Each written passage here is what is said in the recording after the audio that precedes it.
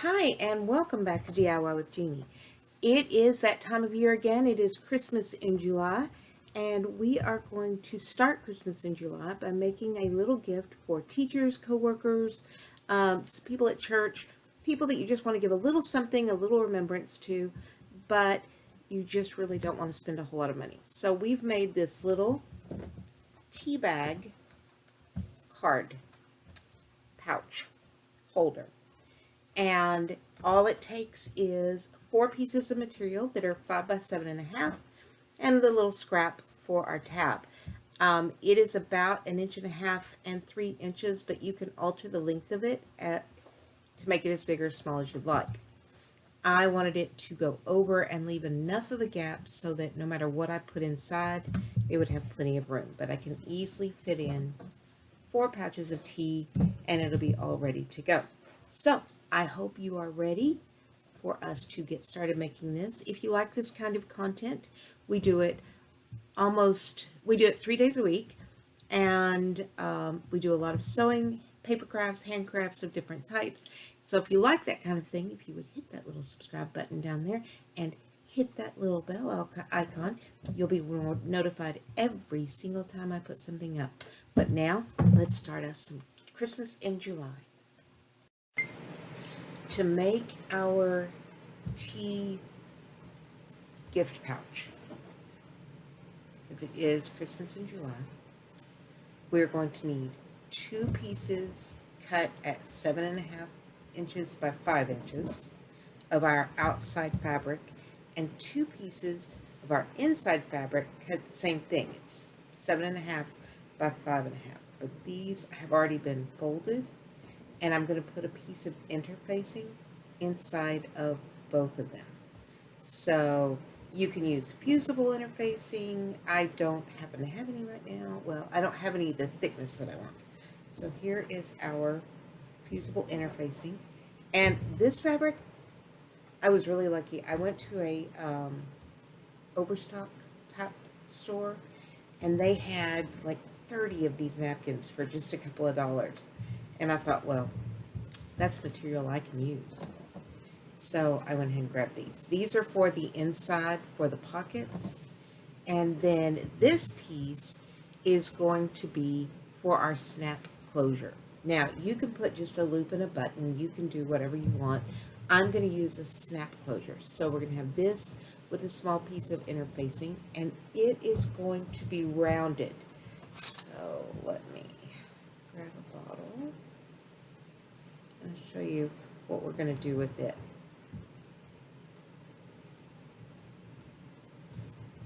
Where's my pen? I don't know, so we'll use this one because I'm going to sew over it.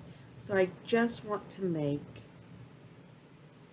a curved edge at the top. So I want my snap closure to be a little curved tab over. I'm not sure if that's too big. It may be too big.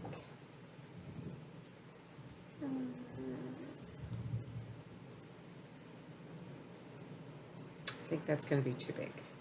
So let's go a little smaller. Let's cut it down to this size. I left my good scissors in the back. So we're going to cut it down to this size. And use a smaller bottle. And the only reason why I use a bottle is because they're round. Set it on there, and then mark around it. I think this is much better size.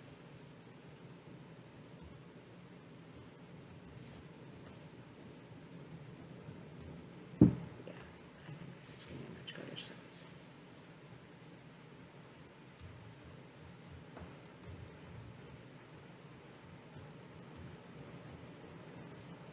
And then what I will do on this one is I will sew around that corner so that then you'll have your little tab closure. That's a much better size. So that one is 1.5 inches. The length doesn't matter. We can alter that when we're sewing it in. So the first thing you're going to do, first thing that we're going to do, is we're going to take these two pieces back, and that top where I have it folded, I'm just going to sew a line so that it has a nice crisp and it'll stay folded nicely. It won't get all wonky on us at some future date. So I'm just going to go back and sew these two lines up here at the top so that we have a nice crisp fold, and I will be right. Okay, I have just sewn that seam right there across the top. Did the same thing on this one. And I went ahead and sewed around the curve. So what we're going to do is just cut that around that curve.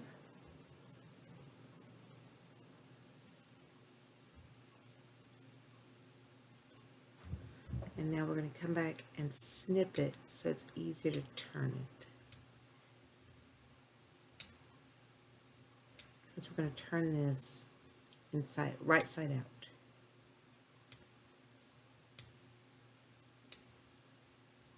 out. Okay. Now to do that, I'm going to use a paintbrush because I just want the end of it. And what I want to do is just pull it apart and push that tip through. See how we're just pushing that in? And we're just going to feed it all the way through. It's just like if you were turning a tube that you made, or if you made a scrunchie, you would do the same thing.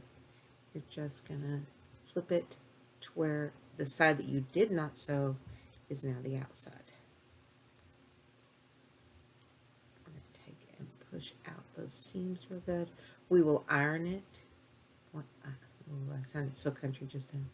We're going to run the iron across it and make sure that it is nice and flat with our seams on the edges, so that when we sew it in and it comes across, it's going to make a nice little closure right there.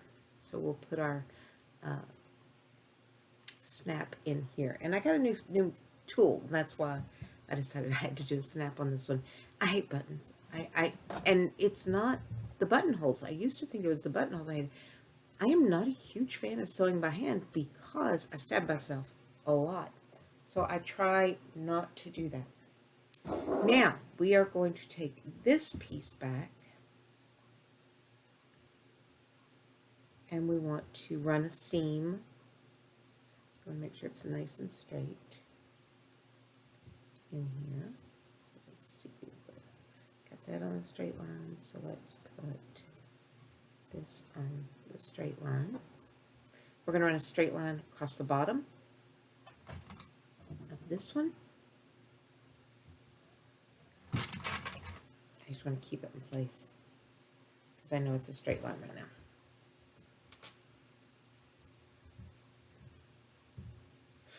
Okay, so we're going to run a straight line. Well, I say that, and that does not look straight. Because it is not.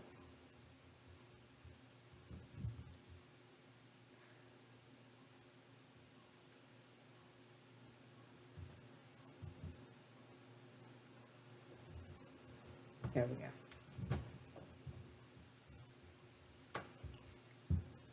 That is better.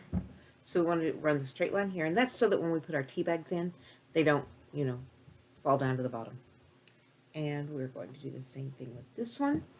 We want to line it up with the bottom. And we don't have to run a stitch along it, but we will probably, we just don't need to. So what I'm going to do is I'm going to go run this stitch. I'll be back, show you how we're going to put it all together. While I'm there, I'm going to iron this. So I will be right back after I put the stitch on this. Okay, we have our seam on there. You can see it a little better from this side. Trim that. I got a little cattywampus there for a moment.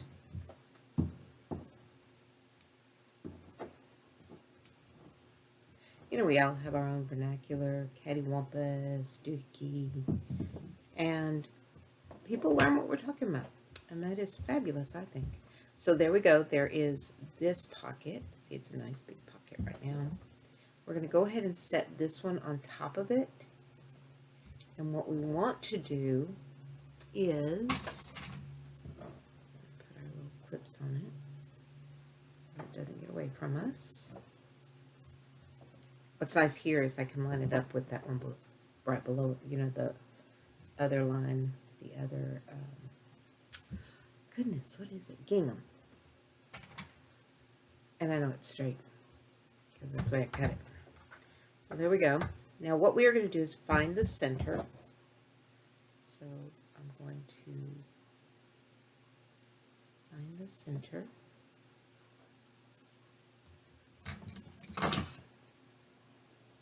So I want to keep that center mark. I'm going to want to line it up. So there's that. We're going to make it a book at the end, so we want to put that binding in. So we want to put here, this somewhat in the middle. I don't think I quite need it that long, so I'm going to go ahead and move it out just enough so that if it were folded in, it would still match up. So set that there. Oh, goodness, just moved it. Okay, there's him. Now, I want this piece sandwiched on top, but before I do, I want to make sure I know where the middle is so that I can line those up.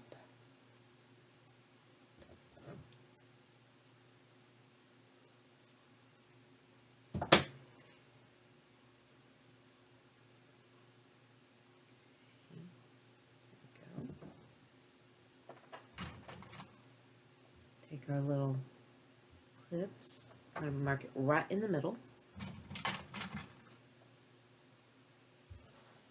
I'm going to do the same thing. Grab the bottom. And we are going to sew all the way around, but we're going to leave an opening down here at the bottom. This line. And that's so that we can turn it right side out. It'll all work out. We'll be able to fix it. But I want to sew all the way around. I want to catch this, the tab, while I'm going around, and both of the pockets, so that we will get that completely enclosed. And I am going to sew it from this side, because I have those other things and it's made it draw up just a hair. So I want to make sure that I catch all of my corners. So again, I know here to here. So I could just put 2 little clips on there so that I know where to start and where to end. So I'm going to go around, all the way around, pull this off. I'm going to leave about 1/4 of an inch. Well, I'll do about 1/4 of an inch seam allowance all the way around. Then we'll come back, trim it, flip it, and do the next step. Okay, here is our little booklet, and I've left my little opening. So what I want to do now is just go back and trim off a lot of that edge and all of my pieces that stick out. Now at the corners, I want to trim really pretty close to that corner. See how I've got it in towards the corner? And the reason is we want less bulk in that corner, and if I just left it square, I would have a whole lot of bulk in there. And that makes that corner really ugly when you turn it. But the less bulk you have in there, the prettier your corner is going to be. It is a lot of fabric to go through.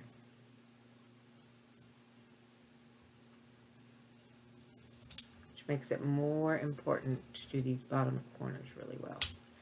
Now, there we go. So I've left an opening And what I'm going to do is just start turning this in. So I always start with the opposite corners because they are really the most difficult. And the reason I say that is they are farther away from you, and because they are on the other side of what you're working with, the hole that I'm working with, we want to make sure we get those corners done real well. Come on. Cat. Cats are how we know the world is round. Come on. I know. She's kind of rotten. And the dog's not a huge fan.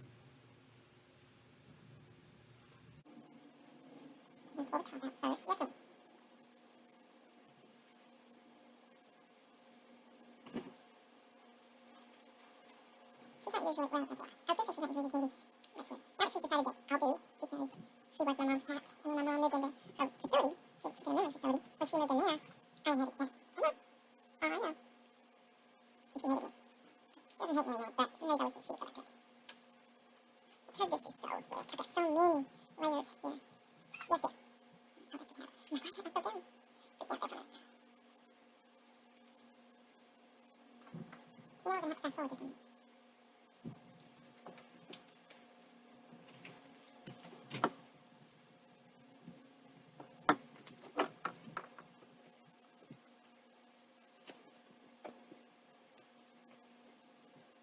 Okay, so here is our little book. See, it's got that nice little fold. And we'll move it over. We're going to put a snap right here and right here. So let me put the snap on here first, and then we'll mark where this one goes. Now, you have seen me use cam snaps, and these are not cam snaps. These are actual snaps. So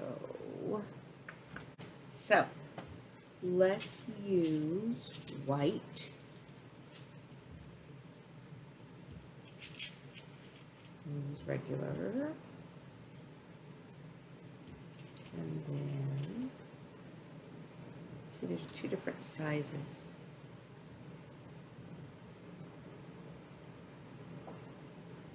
There we go.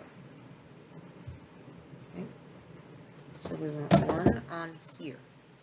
We're going to put the white on this piece. Stick the holes in. Line him up.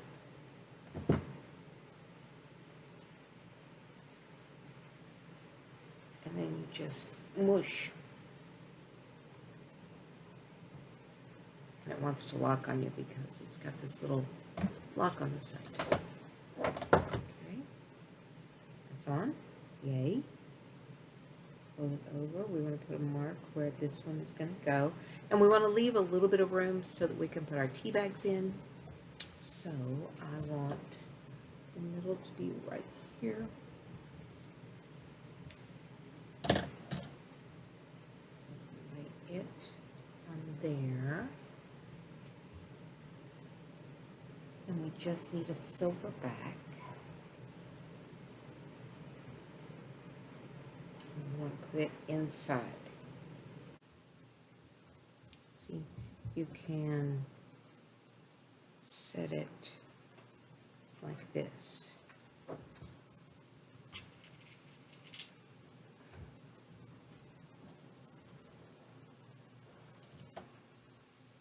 And it happens all the time, and that's why I have a little hammer, which I don't have in here, but you know what? We're going to do it the old-fashioned.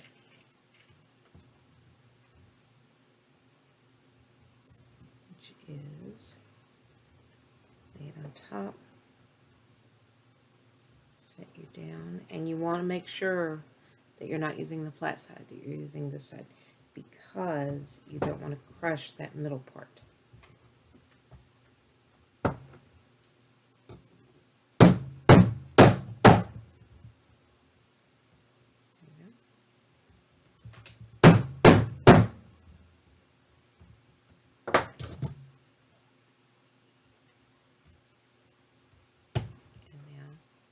We have it in.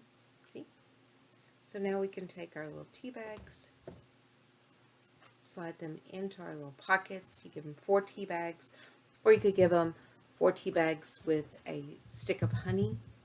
They're like straws, sealed straws, and that would be a really nice gift for a coworker, or for just, maybe a teacher gift, something like that.